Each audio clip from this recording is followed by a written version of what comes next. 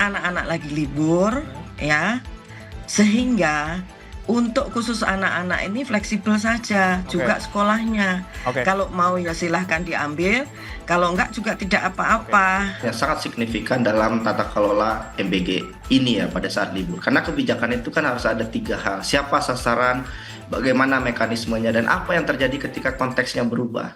Baik, Ibu Eh, Dian, punten ini terkait dengan makan bergizi gratis ini kan tetap berjalan gitu ya Bu ya di selama libur sekolah. Pertimbangannya apa dan juga kemudian bagaimana kemudian skema penyaluran kepada siswa yang mungkin juga masih libur, tidak sekolah? Sebetulnya kan tadi sudah ada ya, kenapa mesti diulang-ulang? Tadi kan sudah ada pernyataannya. Jadi kan prinsipnya awalnya yang namanya memberi makan bergizi gratis, memberi makan bergizi, memberikan makanan bergizi itu kan harus konsisten, ya, baik supaya ya kan selama ini sudah berjalan yang kalau ada mulai Januari itu udah 1 tahun. Lalu kami kan sebagai lembaga yang saat ini diserai tugas sebagai untuk menjaga makanan, untuk menjaga gizi anak-anak. Jadi ya kita berpikir ya sudah tidak boleh putus-putus nih, harus terus konsisten kita berikan. Oke. Namun karena anak-anak lagi libur, Mhm. ya, sehingga untuk khusus anak-anak ini fleksibel saja Oke, juga sekolahnya. oke, Kalau mau ya silahkan diambil, kalau enggak juga tidak oke, apa-apa. oke, Itu Bu aja Nani. ya, sebentar. Sebentar, saya mau ngomong itu ya, supaya jelas semua. Jadi tidak ada pemaksaan ya.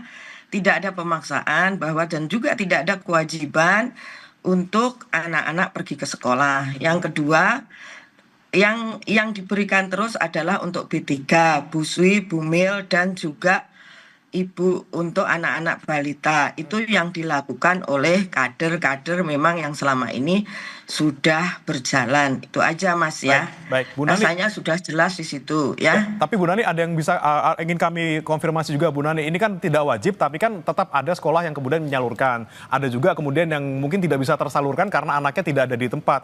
Dengan anggaran yang luar biasa besar gitu Bu, apakah tidak sebaiknya ini diliburkan terlebih dahulu karena bisa kita alihkan mungkin anggarannya ke bidang lain, misalnya kita mau bantu bencana di Sumatera. Kalau pengalian anggaran, silahkan ditanya sama Pak Menteri Keuangan. Kemarin Pak Menteri Keuangan kan sudah menyampaikan bahwa anggaran untuk bencana sudah ada, MBG sudah ada.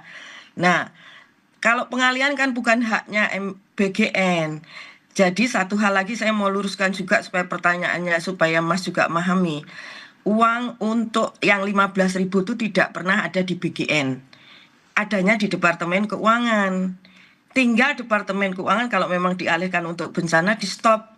Nggak usah ada karena kan itu kan tidak jadi dianggarkan itu tidak ada dalam kelembagaan BGN tapi ada di Departemen Keuangan langsung ditransfer ke dapur-dapur.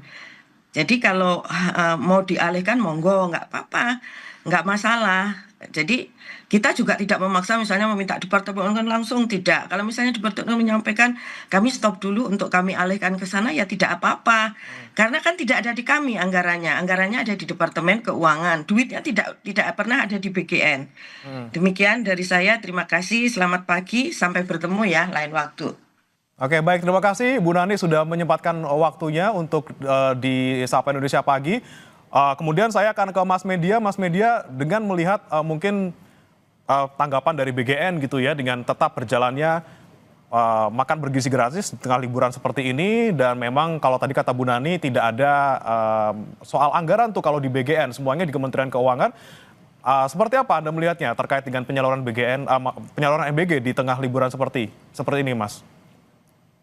Ya, sayang sekali saya nggak bisa dengar Bu Nani lebih lama ya. Karena yang ditunggu oleh publik, masyarakat, guru adalah penjelasan dari BGN. Karena masyarakat hari ini itu bingung. Bagaimana mungkin ketika anak-anak sekolah libur, kemudian MBG itu masih jalan. Orang tua harus ke sekolah, guru tetap harus di sekolah, dan lain-lain. Jadi menurut saya ini ada kesalahan yang sangat signifikan dalam tata kelola MBG ini ya pada saat libur. Karena kebijakan itu kan harus ada 3 hal. Siapa sasaran, bagaimana mekanismenya, dan apa yang terjadi ketika konteksnya berubah. Dan sekarang konteksnya kan berubah. Anak-anak itu nggak ada di sekolah karena MBG itu awalnya itu programnya basisnya sekolah. Penerimanya jelas, logistiknya jelas. Dan kalau anak-anak itu nggak ada di sekolah, siapa yang kemudian bisa diawasi? Kemudian saya tambahkan informasi ya kepada BGN, Bu Nani, saya nggak tidak mendengar bahwa tidak benar juga bahwa orang tua tidak dipaksa. Dalam banyak sekolah itu keluarga diminta untuk mengambil ke sekolah gitu. Dan akhirnya apa? Kalaupun tidak diambil ke sekolah ya, itu makanan hilang percuma. Dan sebagian sekolah akhirnya memberikan makanan-makanan itu kepada orang lain. Dan lantas akuntabilitas dari program ini seperti apa begitu. Jadi menurut saya ada banyak keganjilan-keganjilan dalam program MBG sekarang, khususnya pada saat sekolah ini ya. Jadi menurut saya kritik publik harus didengar oleh BGN.